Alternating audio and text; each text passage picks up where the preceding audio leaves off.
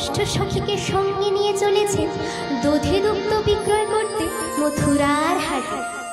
দধি দুগ্ধের পসরা সাজিয়ে অষ্টসখীকে সঙ্গে নিয়ে তারা যখন যমুনা নদীর তীরে এসে উপস্থিত হলেন, তখন দেখলেন দূরে এক মাঝি তার সুসজ্জিত নৌকাখানি নিয়ে দাঁড়িয়ে আছে। মাঝিকে দেখতে পেয়ে অত্যন্ত আনন্দের সহিত সখীগণ ডাকলেন, মাঝি, ও মাঝি, আমাদের পার করে দাও গো, বেলা যে বয়ে যায়। সখীগণের ডাকাডাকি শুনে মাঝিরূপী গোবিন্দ তার সুসজ্জিত নৌকাখানি নিয়ে ধীরে ধীরে ঘাটের কাছে এসে জিজ্ঞেস করলেন, ও হে ব্রজগোপিনীগণ, তোমরা কোথায় যাবে? সখীগণ বললেন, আমরা মথুরার হাটে যাব গো, তাড়াতাড়ি পার করে দাও, দেখছো না কত বেলা হয়ে গেল। এই বলে তারা নৌকায় উঠতে গেলেন। সঙ্গে সঙ্গে মাঝি বাধা দিয়ে বলে, দাঁড়াও দাঁড়াও, করো কি? আমার নৌকায় পার হতে গেলে ঘাটে মাসুল আগে দিতে হয়। সখীগণ বললেন, বেশ তো, তোমার ঘাটের মাসুল কত? মাঝি বললেন, আমার ঘাটের মাসুল বলি তাহলে শোনো। বলি 16 আনা দে, না দিলে পার করি না।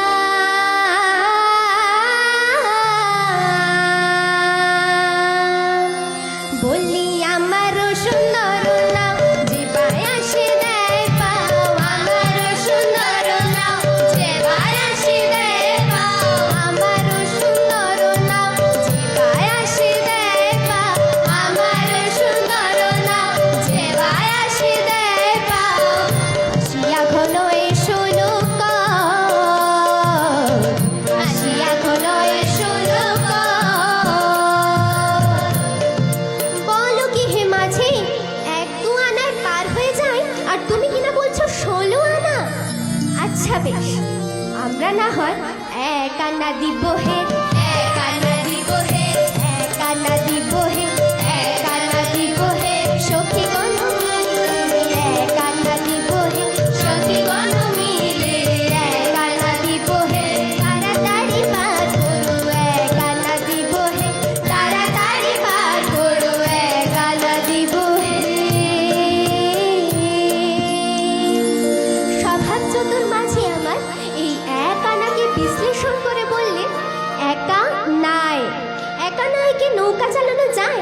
তাই তো তিনি বলছেন, আমি 1 আনায় পার করি না, 1 আনায় পার করি না, 1 আনায় পার করি না, 1 আনায় পার করি না। দুজনা হার না আসলে 1 আনায় নাও চলে না, দুজনা হার না আসলে 1 আনায় নাও চলে না।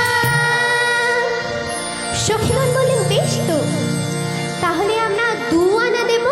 মাঝি বললেন, না, 3 আনা তাতেও হবে।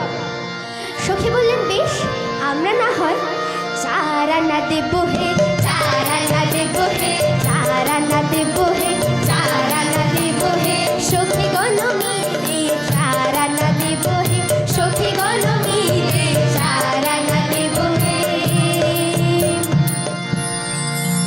আমি 4 আনা লোহিনা, 4 আনা লোহিনা, 4 আনা লোহিনা, 4 আনা লোহিনা। চতুর্বর্গের ফল ধরে না, 4 আনা লোহিনা, চতুর্বর্গের ফল ধরে না, 4 আনা লোহিনা। গোবিন্দ বললেন, দেখো বাবা, চতুর্বর্গে তো ফল ধরে না, তাই আমি 4 আনা নিলাম। কিন্তু কি এই চতুর্বর্গ, কাকে বা ফল ধরে না?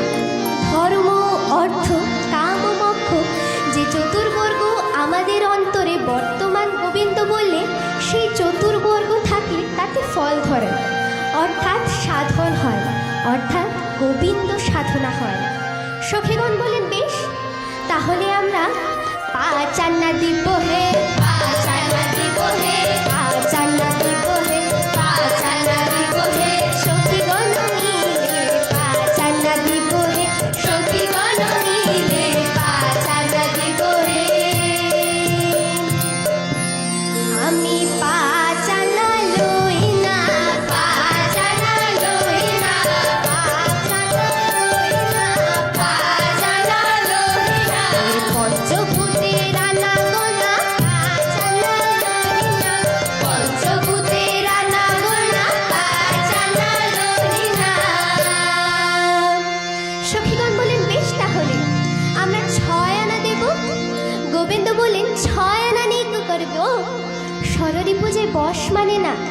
তাই আমি 6 আনাতেও পার করতে পারবো না গো। আচ্ছা বাপু, অনেক হলো, 7 আনা দেব, এবার তো পার করো, বেলা যে বয়ে যায়, কখন বা বিকিকিনি করি।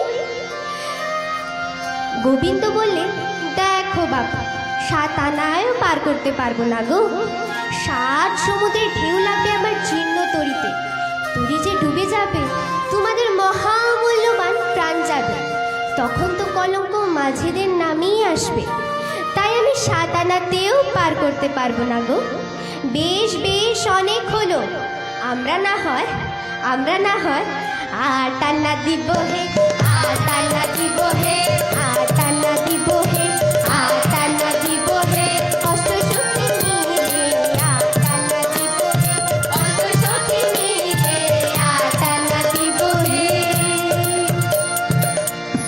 8 আনা, 8 আনা মানে তো যাকে কেউ টানে না গো, অর্থাৎ স্বভাব চতুর মাঝি 8 আনাকে টানা দিয়ে বিশ্লেষণ করলেন আর বললেন, 8 আনা, 8 আনা, 8 আনা, 8 আনা, 8 আনা, 8 আনা, 8 আনা, 8 আনা, কেউ টানে না প্রাণের টানে, 8 আনা, 8 আনা, কেউ টানে না প্রাণের টানে, 8 আনা, 8 আনা।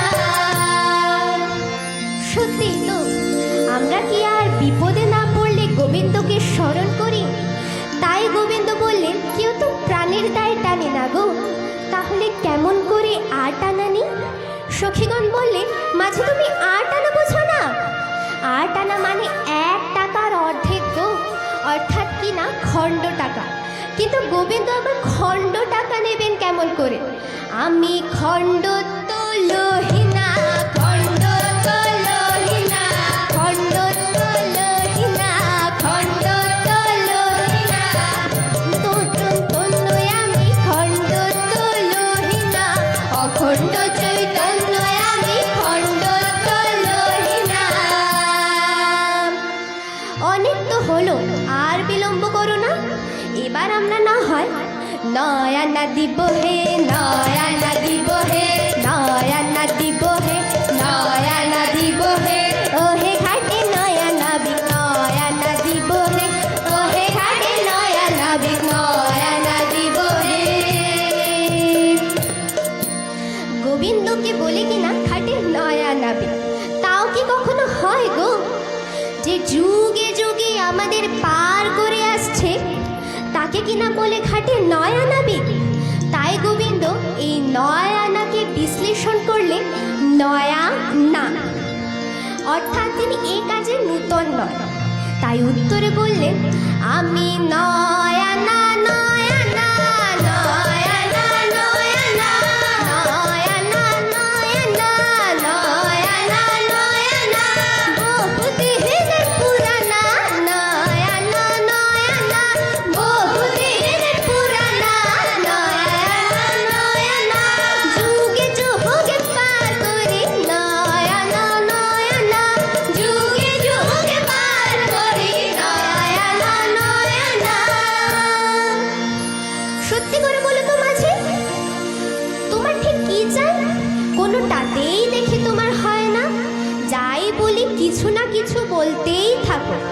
এ কথা বলা মাত্র গোবিন্দ সেই কথা বললে যে কথার জন্যই তিনি এই লীলা রচনা করেছিলেন।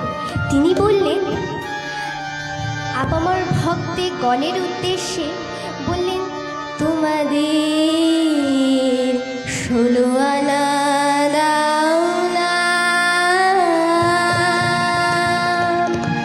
16 আনা চাইলেন তিনি, কিন্তু কিভাবে দেব এই 16 আনা তাও বলে দিলেন। বললেন, 10 6 যোগ করে 16 আনা দাও না। কিন্তু কি 10 আর কি বা 6, কেমন ভাবেই বা যোগ করব? বললেন, 10 ইন্দ্রিয় আর ষড়রিপুকে একত্রিত করে 16 আনা করে নিজেদের সম্পূর্ণরূপে উজাড় করলে তবেই তো গোবিন্দ আমাদের ভবতরণী পার করে।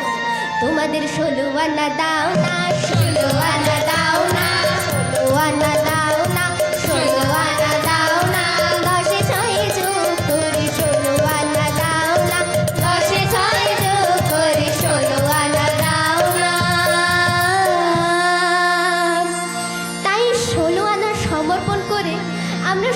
সবাই মিলে আজ হরিধ্বনি করে এবং গোবিন্দ চরণে দু বাহু তুলে নিজেকে সমর্পণ করে বলি হরি বল।